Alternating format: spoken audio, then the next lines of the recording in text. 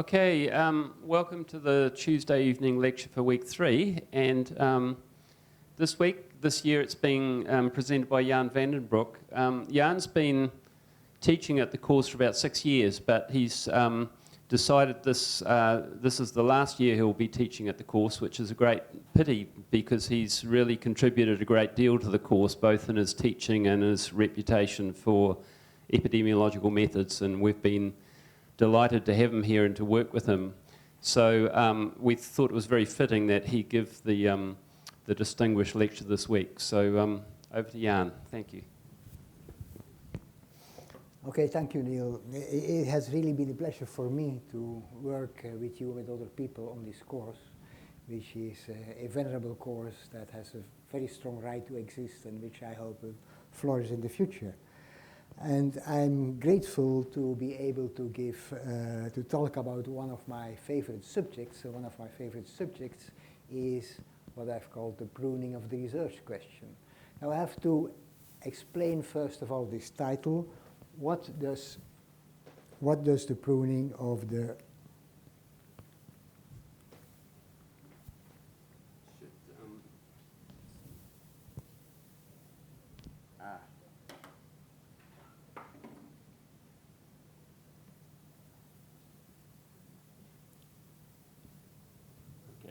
Okay, now it's working.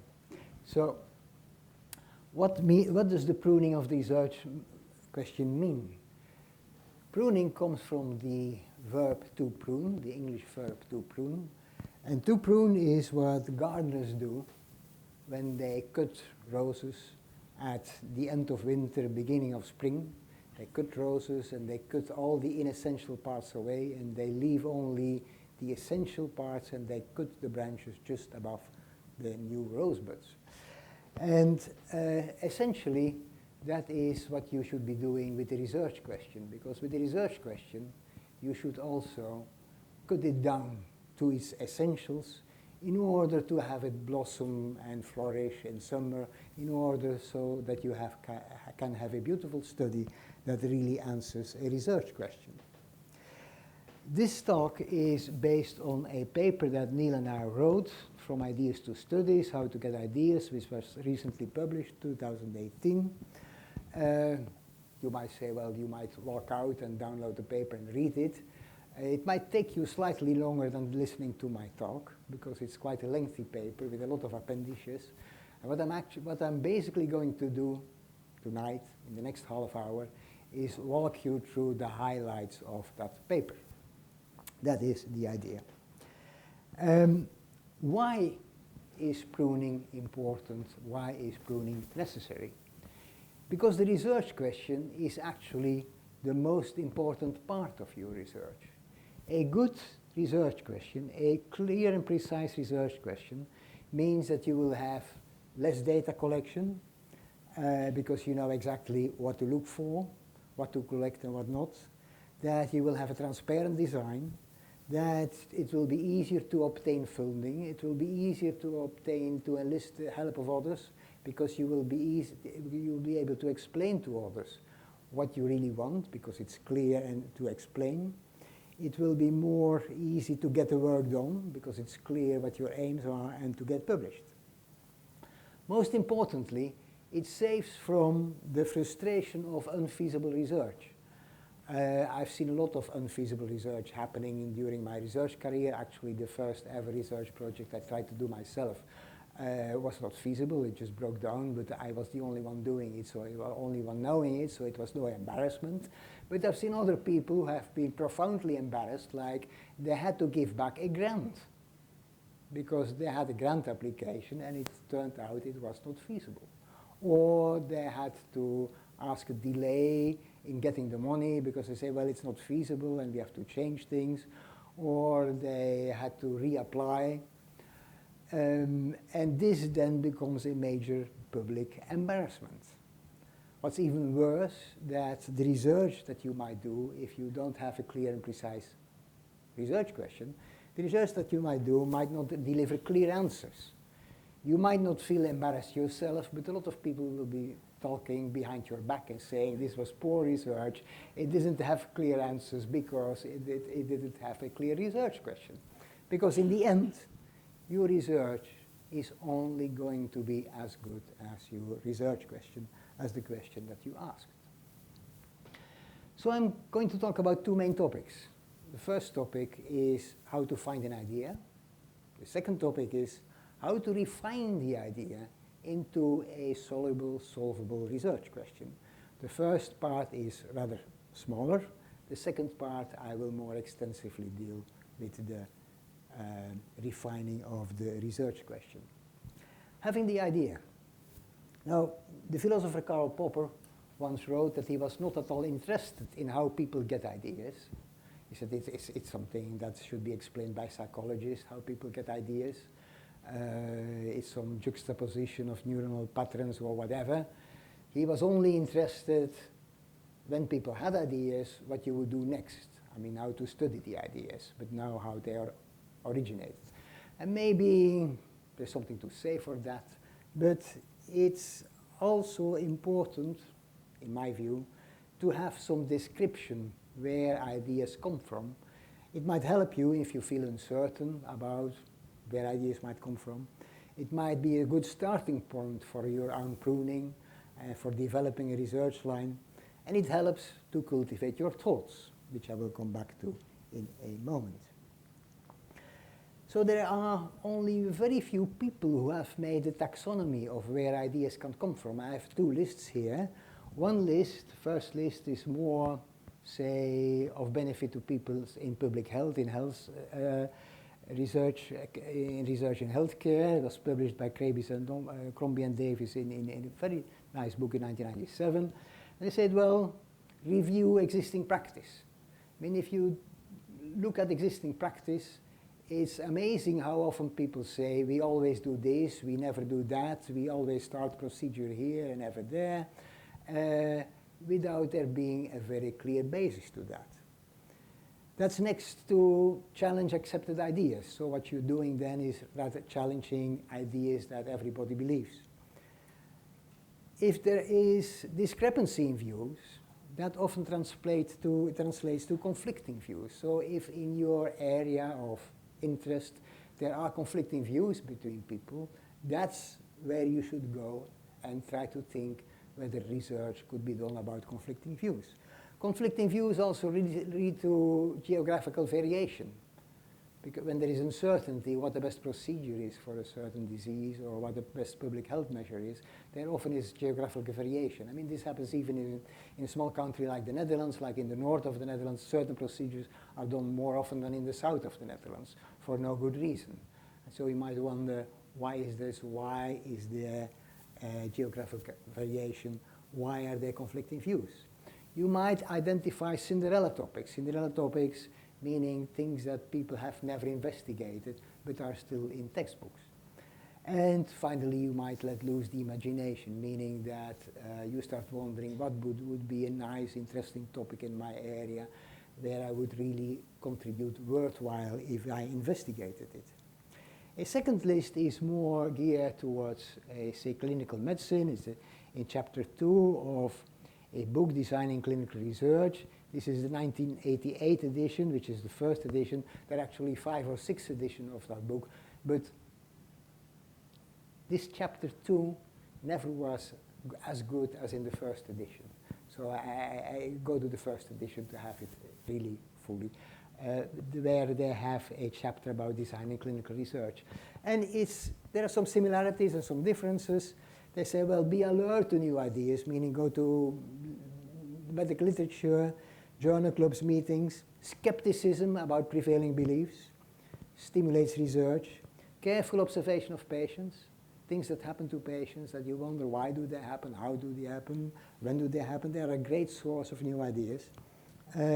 Teaching, when you have to teach, people ask questions and you might not know the answer to the questions. And then you say, well, maybe we might do some research about that. Questions by patients, questions by colleagues. And again, keep the imagination roaming. Focus on unsolved questions with an open mind. Build on experience of your own and that of a mentor to think about a research question. Having ideas and lists of ideas is not enough. You should cultivate your ideas, meaning that you should actually keep a diary about your ideas. Laboratory scientists, they keep notebooks, and they are like idea diaries, meaning they will write that they did an experiment for these and these reasons, it did not work out, and that they changed the experiment for some reasons, and that it did not work out again, and they changed it again, and then maybe the scope, the direction of the research changes and things like that. But at least they have a diary of ideas where they have to write down these things.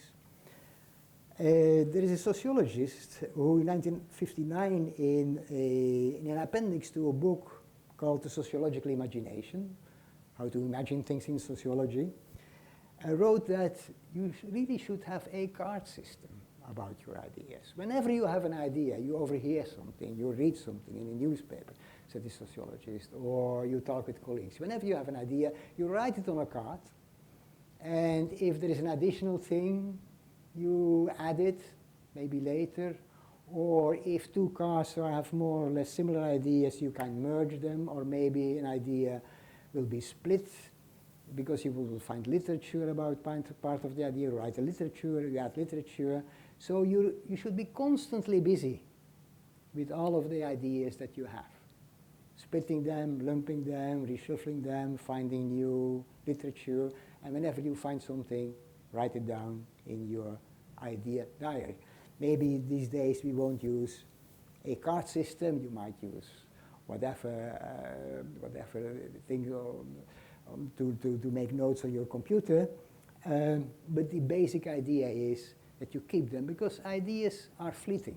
Okay, you read something, you say, oh, and then 2 days later you read something else, and you just forget what you had by way of ideas. So keep them, cultivate them, and do continuously think about possibilities for doing research. Because if you're busy with your ideas, and you continuously think about possibilities for doing research, maybe one day you will read another paper by someone else where you say, that guy has a data set in which I could solve my idea. But you can only do that if you're busy with these ideas. I say the thing you should never do, a bad habit of scientists, is only to start thinking about ideas for research when there is a call for a grant. Okay? When you go for a grant application, people start thinking, well maybe what grant should we develop? You should be constantly ready with lots of ideas for opportunities with other people to collaborate, to find ways of collaboration, and for grants when they come along. That is what he wrote, and I think it's very important. It's a very important lesson. I did it for several years, and several ideas came out of this. Amongst others, the ideas for this lecture came out of this. And it really helps in finding new ways to do research. But having such ideas and idea diaries is not sufficient. They're starting points. It's very rare, as I write here, that ideas lead directly to a research question and directly to study designs. Most often they do not. They have to be turned into a research question that is feasible. Okay, you have this general idea. They have to be turned into a research question, and the research question has to be feasible. You have to be able to do it. And that's the real pruning. Because there is where you go back and forth between the idea, the possible research questions, and the possible ways of investigating it. If it's not feasible, then you go back to the research question, or maybe to the idea, to find other ways to approach your idea. That is the real pruning. How do you do that? Well, then you have to know what makes a good research question. There is a wonderful book by, unfortunately, it's in Dutch, by a politicologist about ideas in politicology. Okay? And he said, you should not say that you will be occupying yourself with.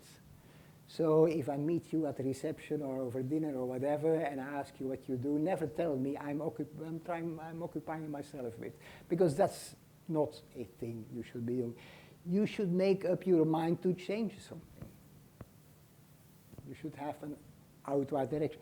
You should not say that you will try to formulate a good subject. You should tell what you want to accomplish with a subject. There's something that you want to accomplish. And by way of example, to make himself clear, he used the wristwatch metaphor. He said, well, a researcher is not like a beachcomber. You know, a beachcomber, there are people who walk along the shore. They walk along the shore in the morning after a storm to see if something valuable has washed ashore. That's not research. That's not how you do research. Doing research is like someone who has lost her wristwatch on the beach. Because, first of all, she knows where to look, okay, approximately. Secondly, she can describe very well how the thing she's looking for looks like. She can describe the wristwatch. How does it look? And third, when she has found it, she says, that's it. Now, that is how research should be done. How to do that? So you should securely know where you are heading by limiting the research question, by doing a pilot study, and by writing your paper beforehand. And I'm going to explain all three in sequence. First of all, limiting the research question. The general strategy of how to achieve a precise and limited aim, I actually learned from several of the people who learned me epidemiology, like Olli Miettinen and Alvin Feinstein. And Olli Miettinen and Alvin Feinstein, they could not stand each other. They had huge differences of opinion, but they told me exactly the same things about the research question, separately. I did not tell them. Okay? That they were telling me exactly the same. I'm only going to present the ideas by Alvin Feinstein because they're also published in his book, so you can look them up. The ones by Olli Miettinen, he told me in person, so there is no reference for that. Both told me begin at the end, meaning proceed in the inverse sequence of the final paper that you will write. What will be in the last paragraph?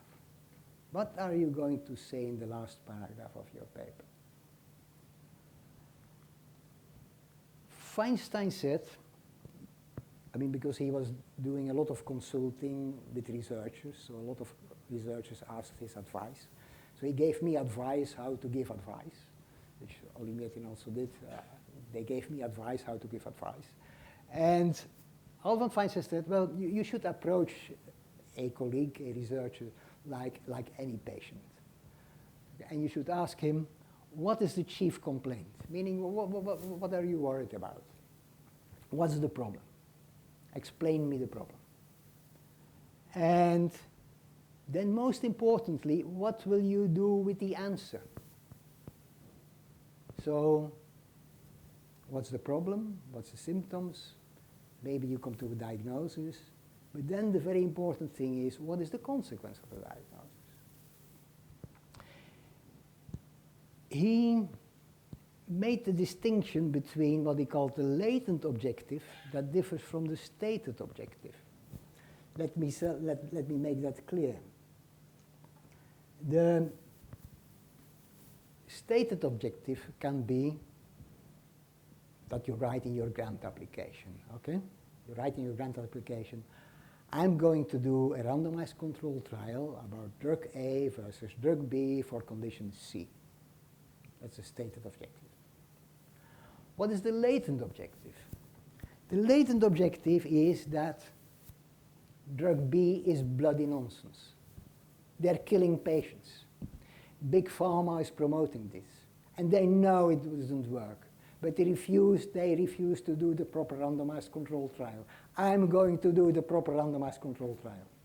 You will never write that in your grant application. No? Okay, that's stuff you don't write down. But if you think and talk with people about the research, that's the most important thing to know. That's the most important thing to know why people are doing a particular piece of research. Because if you know the whys, then if the research they want to do is unfeasible, and I'll give an example in a moment, then you might switch from the general idea, given the basic emotion, you switch from the general idea to something else. The same happens often in like diagnostic research, not only in therapeutic research. I once gave advice to a radiologist, and he had made a very complicated protocol, about looking at the esophagus by radiological means, people having to swallow opaque contrast media, and versus doing an endoscopy, the gastroenterologist looking at the esophagus with a tube. Very complicated protocol. And I asked him, what do you really want? And suddenly he became angry. He said, these gastroenterologists, they're taking away my job. Not only they take away my job as a radiologist, but in addition, they do it worse for the patient. Because I can see more than they can. Because they cannot see function, I can see function. Whatever. Whether it's right or wrong, what he was telling me, is not very important. But this is the basic emotion, so you know what he wants to prove. He wants to prove that he's at least as good or even better in seeing some things. So that's one thing that Latent told me. If a researcher, if you have to advise a researcher, then don't read the protocol that he's giving you. Just put it aside. Glance at it. Because the important things are not in there. The important things is to ask, why are you doing this? What is your gut feeling about this? What's the importance of doing this? Okay? And then from there on, you proceed. And then from that point on, you go back to the protocol. And then half of the times, the protocol doesn't match the emotion. Because people have a certain emotion, and then they say, well, I have to be scientific, and they do a protocol. And the protocol just doesn't match what they want to see. So what are the practical questions then? Once you know, say, the latent objective, or once you try to elucidate what the latent objective is and how it can be translated into the stated objective, you ask questions like, what is the gap in our knowledge? I mean, you try to describe the watch, the wristwatch that was lost, okay? Describe it. What is the gap in our knowledge? What don't we know about etiology, about pathogenesis, about prognosis for a certain disease? Describe as good as possible what it is that we don't know. What has to change in diagnostic procedures, in therapeutic procedures? And in order to prove, or in order to fill the gap, or in order to prove what has to change, what table, what 2x2 table, or what figure do we need? A figure 1 or 2 lines, okay? What is needed by way of data to fill the gap in etiologic knowledge, pathogenetic knowledge, or prognostic knowledge? What is needed to make people change their opinion or their behavior? That's what you ask. And then the question is, what study design derives from that? Usually, if you know what the gap is, what should be done and why, then the study design just falls out of that. But then it's possible that the study design is unfeasible. You just can't do it. Either because you have no money or whatever. Let me give one example. The example is that there is a debate about renal replacement therapy in older people. Meaning, should you give hemodialysis or peritoneal dialysis in older people with terminal renal failure, end-stage renal failure? Older people, meaning people above 75, 80, 85, should you do that when these people have end-stage renal failure? And of course, people immediately say, well, you should do a randomized controlled trial, then you know. But that's infeasible, because nephrologists won't start it, patients won't accept it, nobody's going to pay for it, so you cannot do it. But if you have that emotion, the basic emotion, is it really good for a patient? to have therapy for end-stage renal failure when he or she is 85 or 89 or whatever. Then some researchers did something different. They looked at the prognosis of these people. They looked at how long did they live. And they compared the prognosis of the people with what the doctors were thinking and the patients were thinking that dialysis would be adding. And they found two things. First of all, that the prognosis of these people is the same as with cancer patients with solid tumors that have completely metastasized.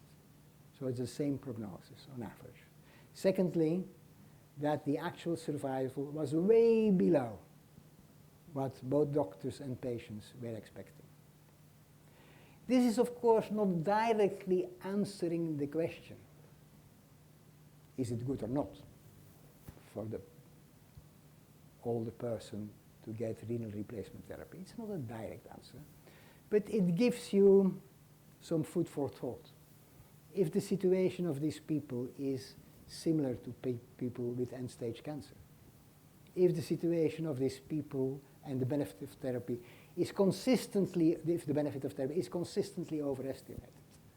I mean, this gives you ideas to talk with people, to make up your own mind about this, and maybe to write guidelines about when it should be done, when it should not be done. It's not a clear-cut answer, but it's something that was feasible and that brought some additional knowledge to this domain. A last important point here is, will your colleagues be convinced? Whether or not colleagues are convinced is not an easy matter. If your colleagues are very much convinced about drug A being better, while you think that might be nonsense, then you need a huge randomized control trial with a lot of statistical power and with a lot of co-investigators to convince the medical community. If nobody is convinced, if people actually think drug A is not that good, you almost need no trial, no data. You need a little bit of data. Okay? And the same is especially true with adverse effects. With adverse effects, often people don't want to hear about them, be it adverse effects of drugs or of environmental chemicals or occupational things. So if what you want to say goes against the grain of opinion, then you need massive data and lots of power and impeccable research. And even then, people might say, well, it could be whatever. So it really depends on the state of the question, the state of mind of the people that you want to convince. There is a frequent objection to everything I've been talking about now. There's an objection I often hear in the Nordic countries, in Denmark, in Sweden, Finland, Norway. I don't have to do all these things you're talking about. My data are there already. I can start. And I say, no, that's wrong. Because you are going to use existing data for a new question and for a new purpose. So you should pause and clearly define the purpose, as if you did not have the data. And try to think which data you would really need. Population data, which data you would need, ideally need to answer the research question, which ones you would ideally need. And then once you know what you should really need, then you can go and look, what data do I have? And most of the time, the data that you have will not be completely ideal. Sometimes you might even say, I'm not going to do it. At other times you say, well, I know the data are not ideal, but I will still do the analysis because now, because I've been thinking about it, I know what I lack. I know the deficiencies of the data. I know which confounders are lacking, which interaction I cannot look at it. I know that the data are limited because they're only hospital or whatever, and I really would have liked to have outpatients or to have GP patients, but I cannot have GP patients because the system is, etc., etc. So then you understand what the limitations of the data are, which means that in the way you analyze the data, or the sensitivity analysis, or in the way you present the data, you can take the weaknesses of the data into account and discuss them and try to remedy them as good as you can. If you don't do this, then you run the risk of just doing the analysis, publishing it, because I mean, all editors in the world are always mightily impressed by Scandinavian publications saying they have the whole country and everything and whatever and all data for decades, and so they say, oh, this must be true.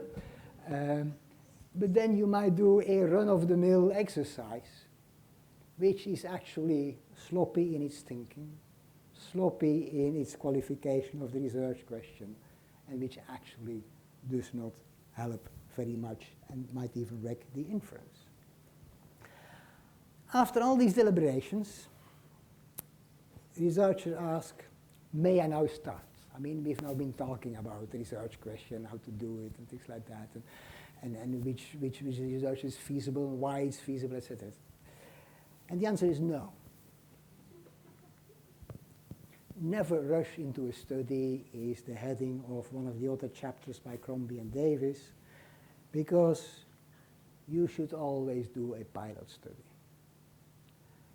And there is a big confusion about the idea of a pilot study. A lot of people think that a pilot study is to get a peek at the results, meaning to just look how the results might be like, the direction of the results. That's not a pilot study. The idea of a pilot study is to try out your study completely, pocket-sized, to see whether you can do it. The results don't matter. You only do the pilot study if you do a randomized controlled trial and you have some extra round of data gathering, you do it on 10 people.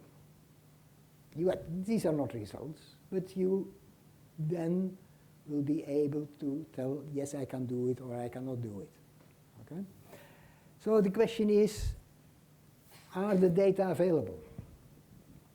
Even if you think they are, even if you think the data are they really there?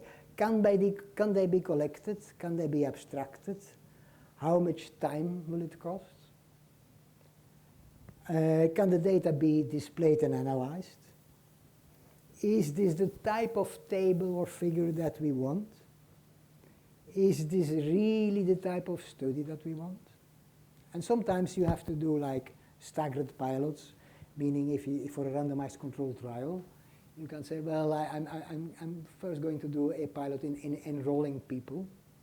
Can I enroll people from GPs? Not randomizing them. Can I put them through the mechanisms of having their blood taken, of having the ECG taken, things like that? I mean, can I put them through the mechanisms? I think it's easy, but I recall once there was a GP who asked our advice about a new project. The new project was about screening, cardiovascular screening in several GP practices. And they said, well, we were going to start, and that day I said, did you do this pilot? I said, no, it's not necessary. I mean, we know how to run a practice and things like that. We will call in people, and we will do all the cardiovascular tests on these people. So, and I talked a very long time with these persons. I said, you really should do a pilot question. In the end, they said, okay, we will do it because you say we must, but we will use the data. We will use the data anyway, because we think it's a little bit nonsense. So it's not a pilot, we will use the data anyway. So 1 month later, I got a telephone. We are so grateful. It was a total mess. Everything went wrong. I mean, the patients did not come on time. I mean, the blood tubes were not there. The people who had to things, and everything went wrong.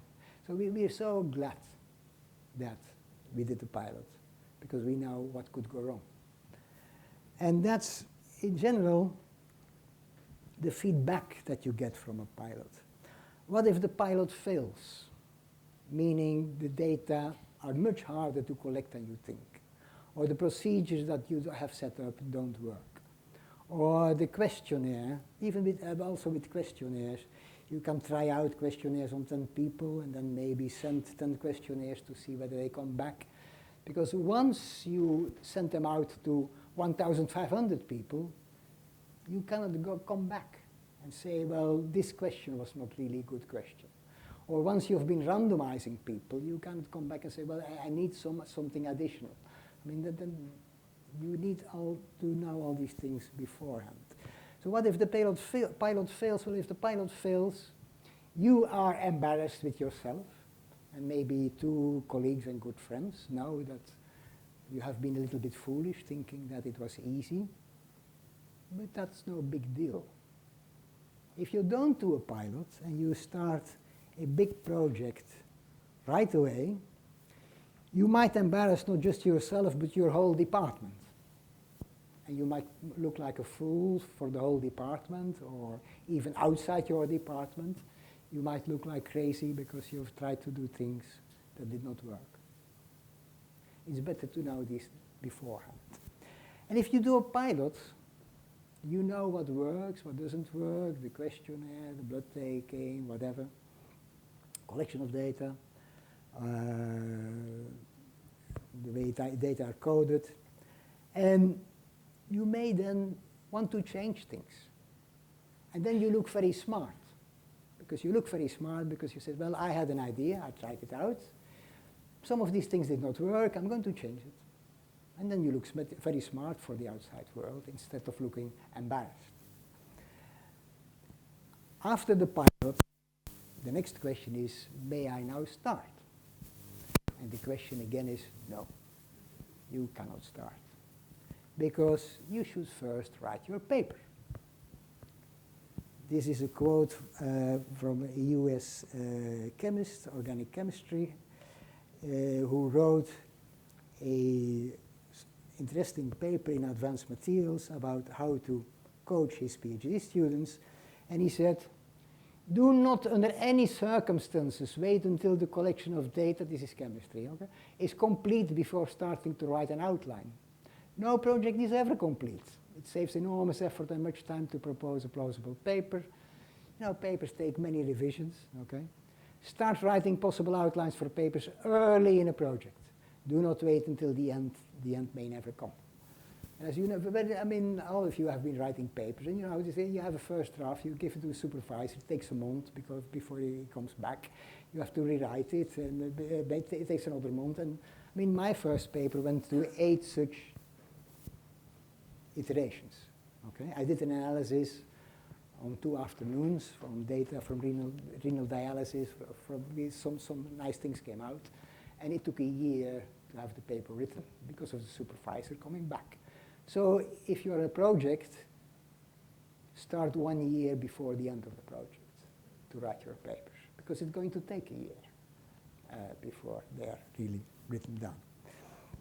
So you can write your paper beforehand, because the introduction is why you're doing a research. I mean, we've discussed this.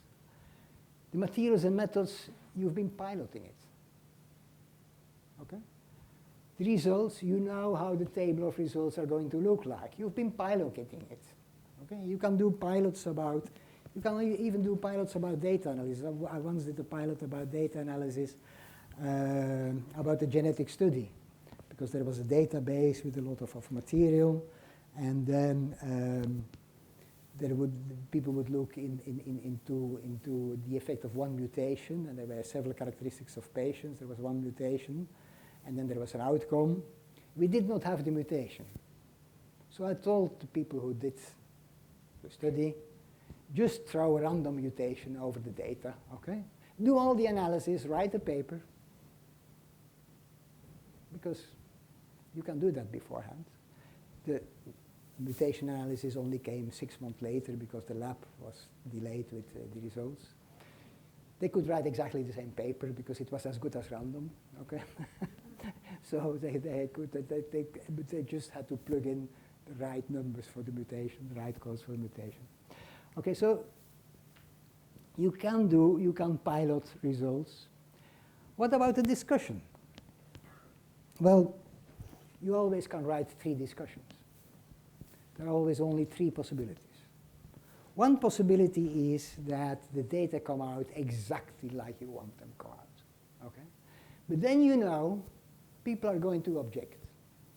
So you have to think what the objections of people are going to be.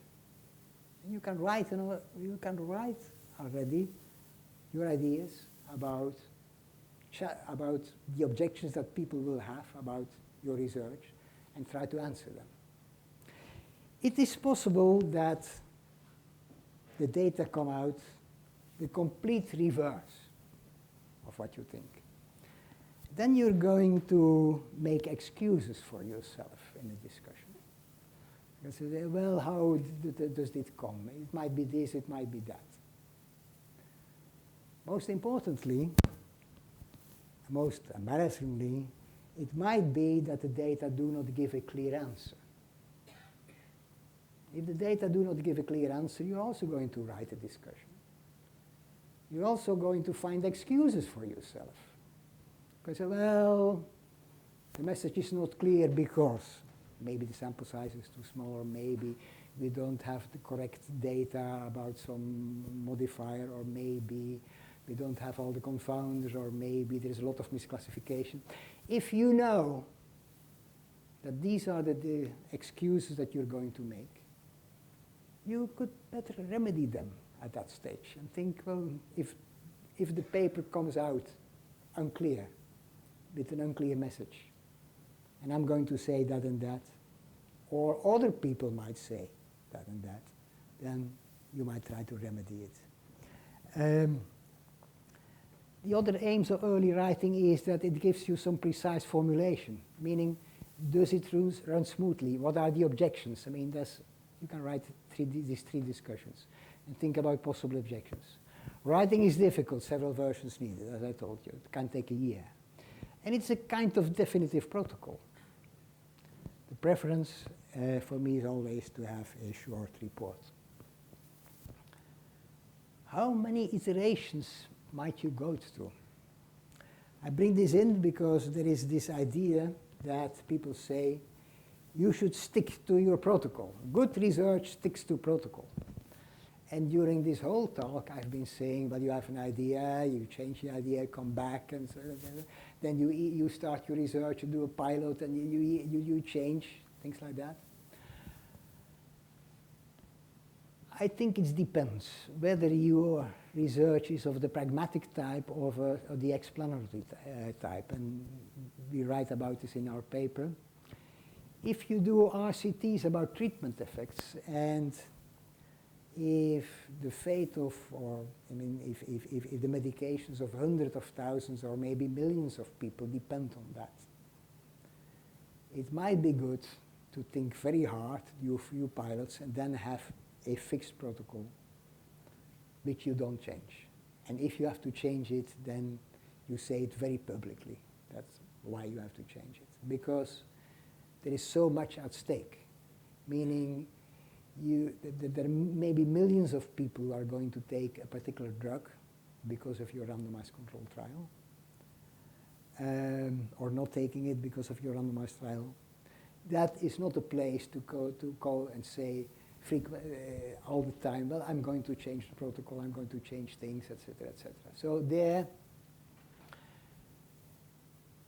if you do RCTs about the treatment effect, you might more strongly stick to a publicized protocol. If you're in explanatory research, meaning you're chasing an explanation, you want to explain something that occurs, then your published protocol is a first try out. It might work, it might not work, you might then go to the next investigation or even an investigation thereafter.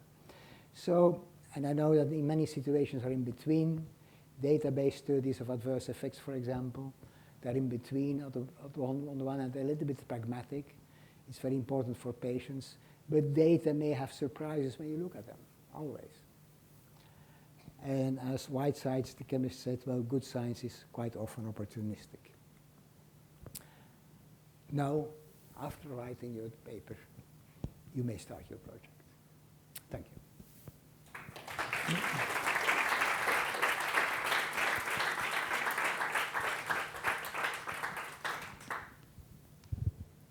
Thanks. We've got a little bit of time. Do we have any questions or comments for Jan?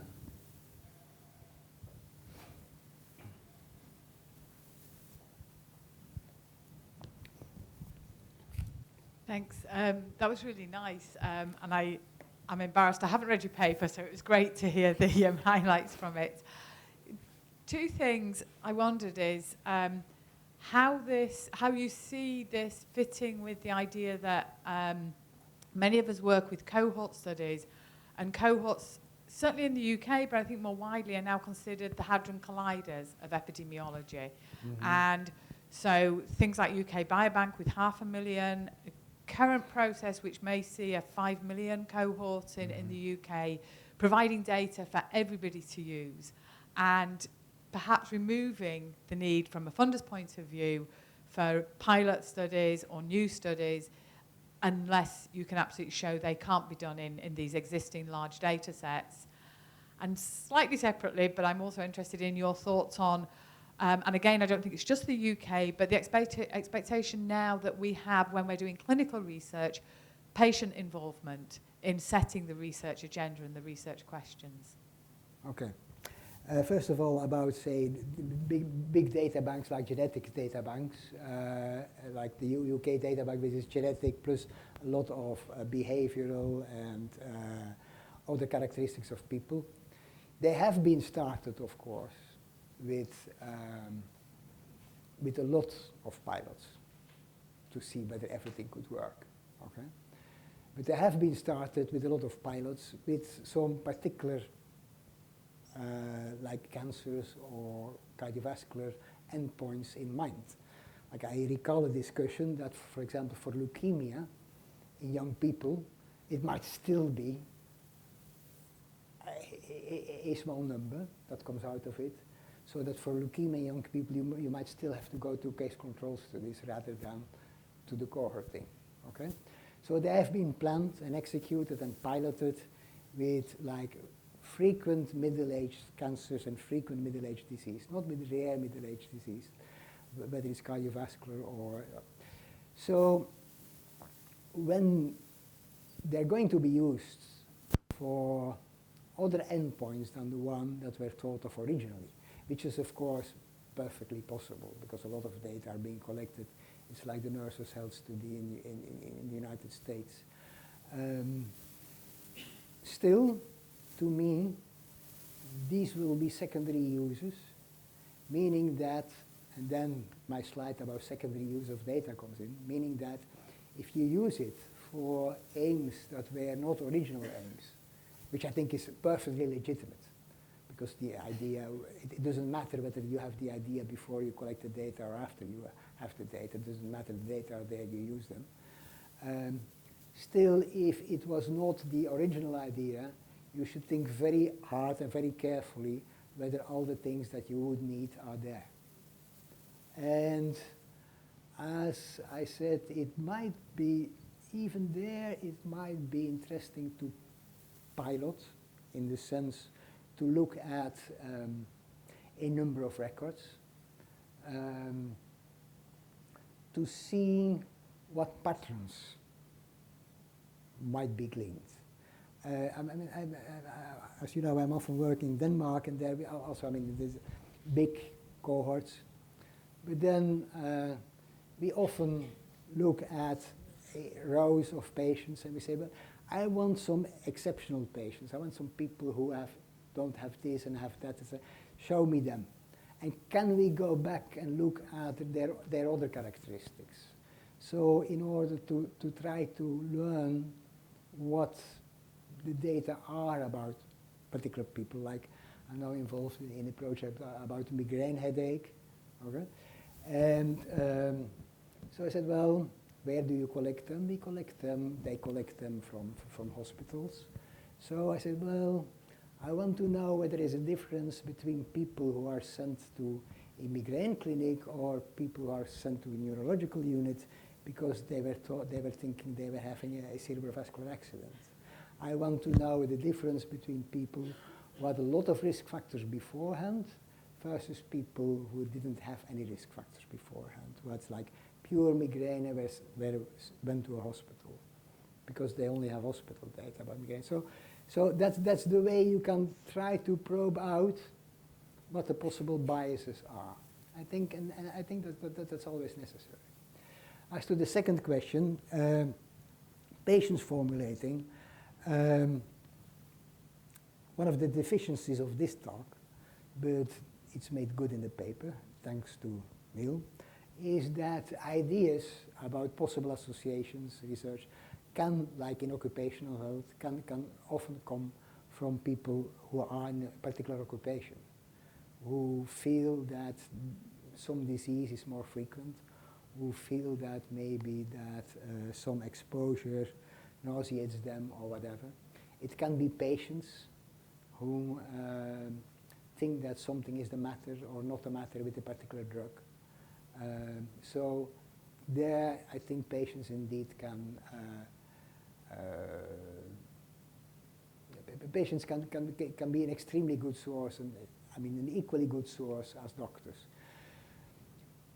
The advantage of doctors is that they might see like many patients, and they might see the exceptions. Like if you think about occupational cancer, is the occupational doctor who sees that in a nickel refinery there are 3 nasal cancers.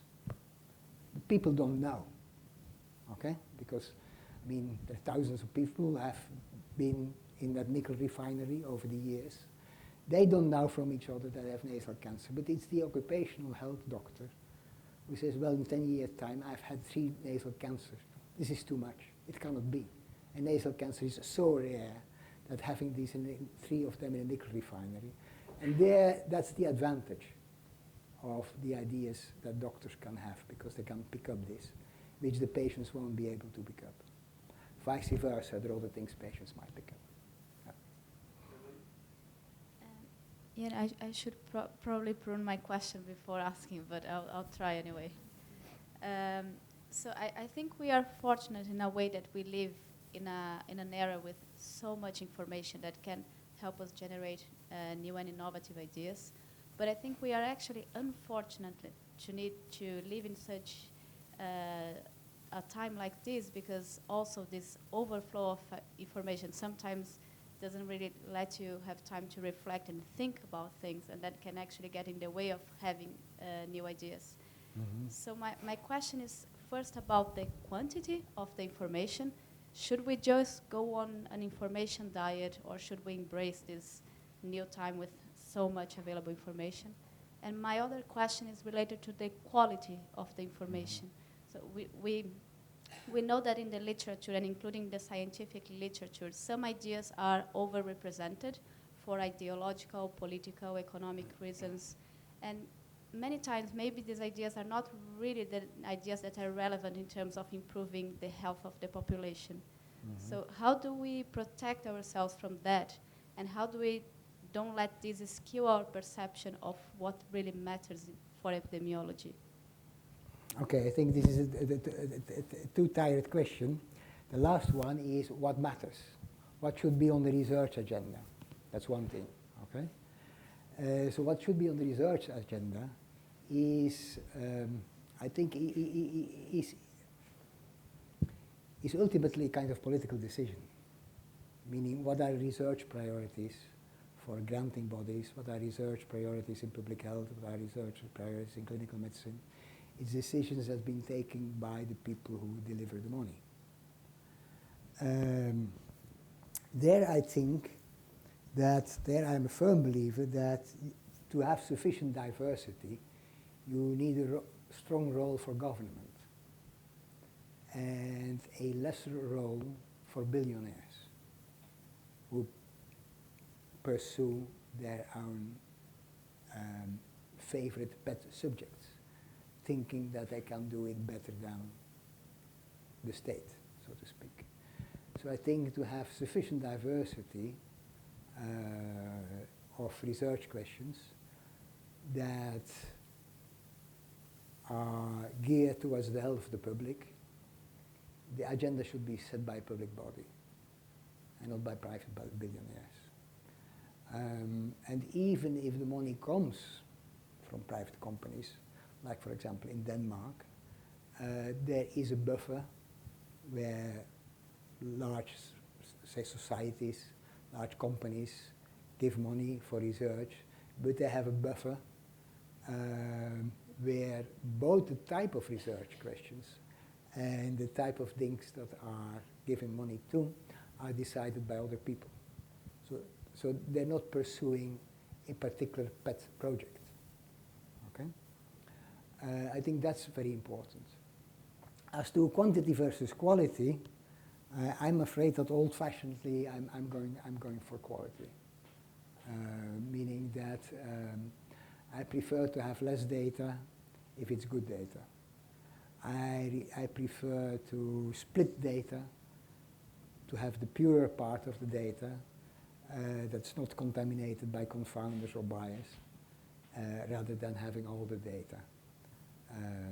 That might be, but there might be a lot of things going on as to confounding and bias. So that's my,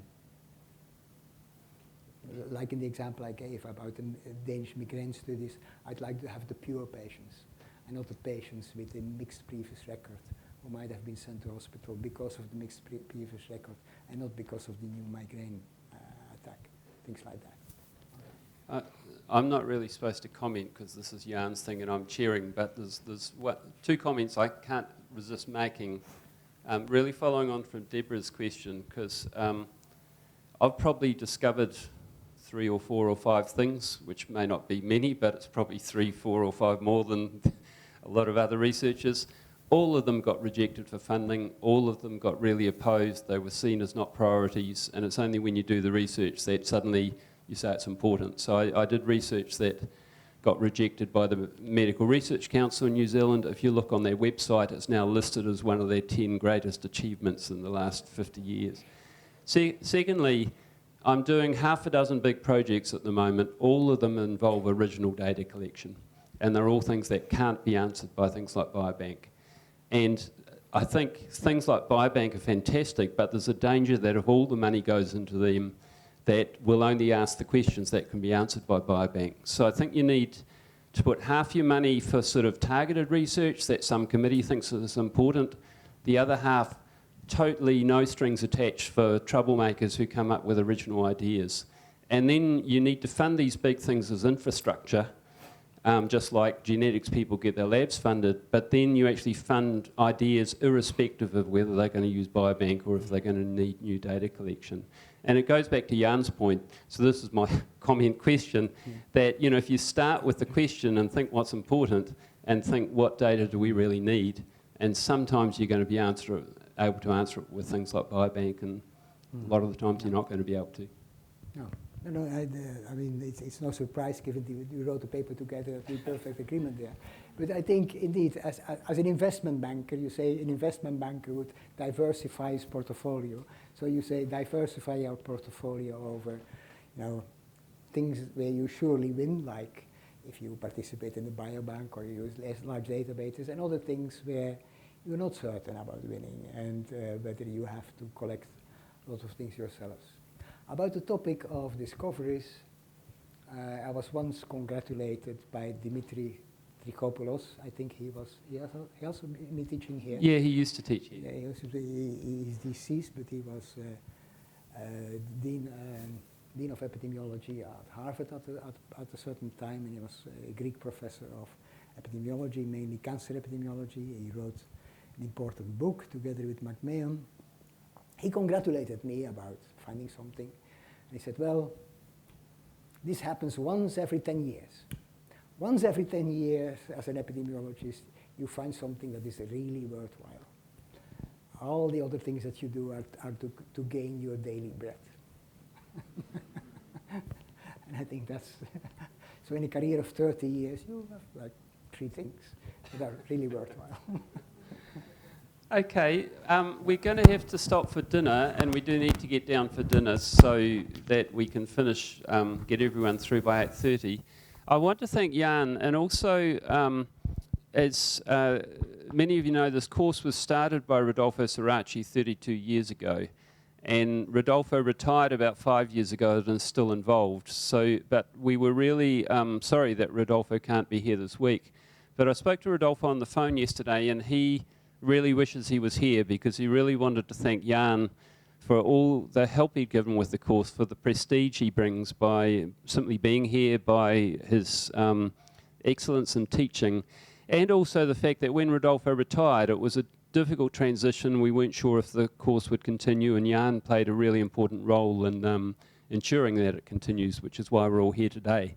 So I do want to thank Jan, just with a bottle of Chianti. It's nothing special, but it's actually quite a lot nicer than we'll be drinking downstairs in a moment. So